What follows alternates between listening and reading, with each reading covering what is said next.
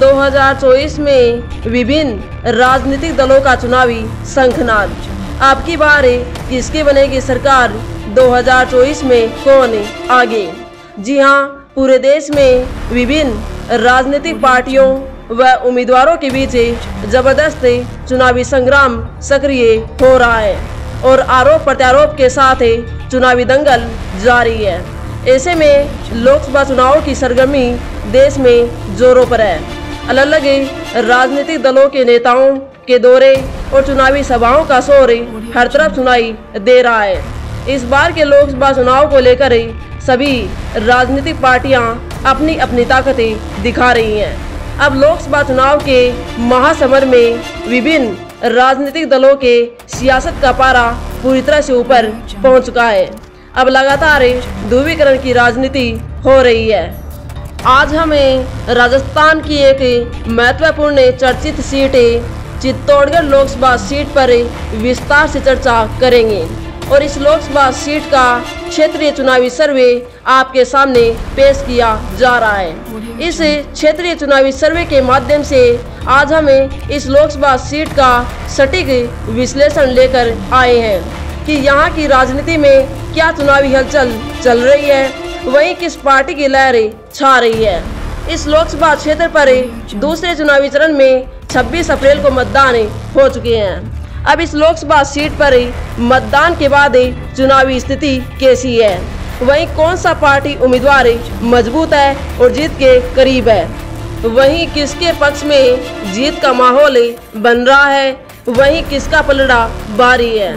इन सभी सवालों के लिए हम आपको संपूर्ण जानकारी देंगे, तो बने रहिए हमारे साथ। इस लोकसभा सीट पर एक तरफ जहां भारतीय जनता पार्टी ने तीसरी बार भी अपने दिग्गज उम्मीदवार सीपी जोशी को चुनावी मैदान में उतारा है, वे इस लोकसभा सीट से लगातार 2 बार जीत की हैट्रिक लगा चुके हैं।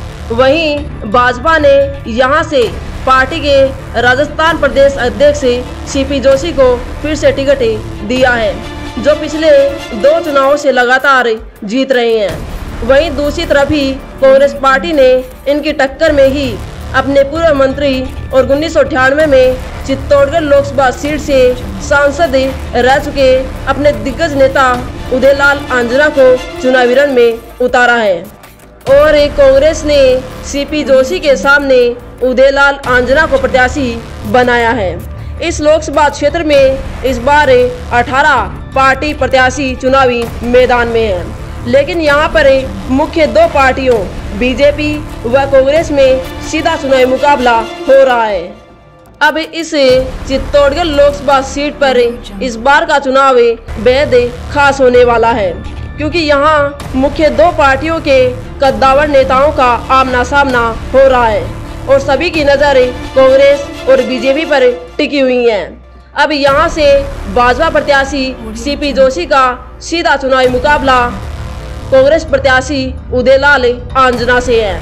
ये दोनों ही प्रत्याशी अब की बार एक दूसरे के सामने ताल ठोकर खड़े हुए हैं। अब इस लोकसभा सीट पर दोनों ही प्रत्याशियों के जीतने के दावे अलग अलग गांवों, कस्बों व इलाकों में अलग अलग किए जा रहे हैं। इस लोकसभा सीट पर अगर पिछले लोकसभा चुनाव 2014 व 2019 में यहां पर पार्टी प्रत्याशियों के जीतने के सिलसिले पर चर्चा करें, तो चुनावी साल 2014 के लोकसभा चुनाव में इस लोकसभा क्षेत्र से भाजपा प्रत्याशी थे सीपी जोशी, तो वहीं कांग्रेस प्रत्याशी थे डॉक्टर गिरिजा व्यास। यहां से 2014 में भाजपा प्रत्याशी सीपी जोशी ने अपनी जीत हासिल की थी। वहीं 2019 के लोकसभा चुनाव में यहां से भाजपा प्रत्याशी थे सीपी जोशी और भारतीय जनता पार्टी ने फिर से इन्हें ही टिकट दी। वहीं कांग्रेस प्रत्याशी थे गोपाल सिंह शेखावत। 2019 के लोकसभा चुनाव में भाजपा प्रत्याशी सीपी जोशी ने अपनी दोबारा जीत दर्ज की और वे दोबारा सांसद बने, यानी कि भारतीय जनता पार्टी इस चित्तौड़गढ़ लोकसभा सीट से पिछले 2 लोकसभा चुनाव में जीतती आ रही है। इस लोकसभा सीट पर अगर पिछले लोकसभा चुनाव में हुए मतदान प्रतिशत अगर देखें तो 2009 में इस लोकसभा सीट पर 49.59% वोट डाले गए थे। वहीं 2014 में इस लोकसभा सीट पर 64.47% मतदान हुआ था। वहीं 2019 में इस लोकसभा क्षेत्र में 72.39% वोटिंग हुई थी। वहीं इस बार 2024 में इस लोकसभा क्षेत्र में 67.83% वोटिंग हुई है। यानी कि 2019 के लोकसभा चुनाव की तुलना में इस लोकसभा सीट पर 2024 के लोकसभा चुनाव में 4.56% मतदान कम हुआ है। इस सीट पर मतदान प्रतिशत घटने को लेकर दोनों ही पार्टियां अपने अपने फायदे की बात कर रही हैं। इस सीट पर कम मतदान परिणाम को दोनों ही राजनीतिक दलों के प्रत्याशी व समर्थक अपने अपने पक्ष में बता रही हैं। अब हार जीत की कयासबाजी का दौर चल रहा है।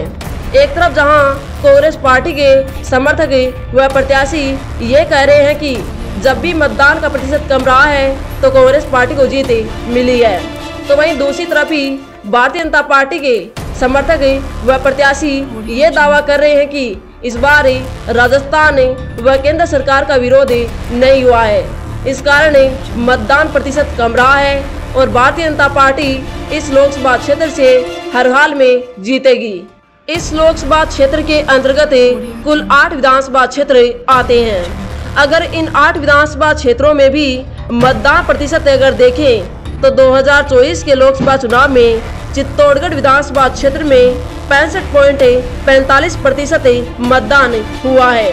वहीं प्रतापगढ़ विधानसभा क्षेत्र में 73.62%, वहीं बड़ी सादरी विधानसभा क्षेत्र में 66.50%, वहीं वल्लभनगर विधानसभा क्षेत्र में 62%, वहीं मावली विधानसभा क्षेत्र में 66.01%, वहीं निम्बाहेड़ा विधानसभा क्षेत्र में 74.60%, वहीं बेंगू विधानसभा क्षेत्र में 69.01%, वहीं कपासन विधानसभा क्षेत्र में 65.27% मतदान हुआ है। यानी कि इस चित्तौड़गढ़ लोकसभा सीट में शामिल इन 8 विधानसभा सीटों में सर्वाधिक मतदान निम्बाहेड़ा विधानसभा क्षेत्र में हुआ है। वहीं सबसे कम मतदान वल्लभनगर विधानसभा क्षेत्र में हुआ है। इस प्रकार इस लोकसभा सीट पर मतदान के बाद मिले क्षेत्रीय चुनावी रुझानों के आंकड़ों के अनुसार यहां से भाजपा प्रत्याशी सीपी जोशी मजबूत है। ये यहां से जीत की हैट्रिक लगा रहे हैं और इनके पक्ष में जीत का माहौल बन रहा है। इस प्रकार ये लोकसभा सीट अब की बार भी भारतीय जनता पार्टी के खाते में जा रही है। तो ये था चित्तौड़गढ़ लोकसभा सीट का मतदान के बाद ताज़ा क्षेत्रीय चुनावी सर्वे। अगर आप ये वीडियो चित्तौड़गढ़ जिले के किसी भी क्षेत्रीय इलाके व कस्बे से देख रहे हैं तो आप इस वीडियो को लाइक शेयर जरूर करें व चैनल को सब्सक्राइब भी जरूर कर लें, ताकि आप हर एक क्षेत्रीय सूचना से त्वरित अपडेट रहें। धन्यवाद।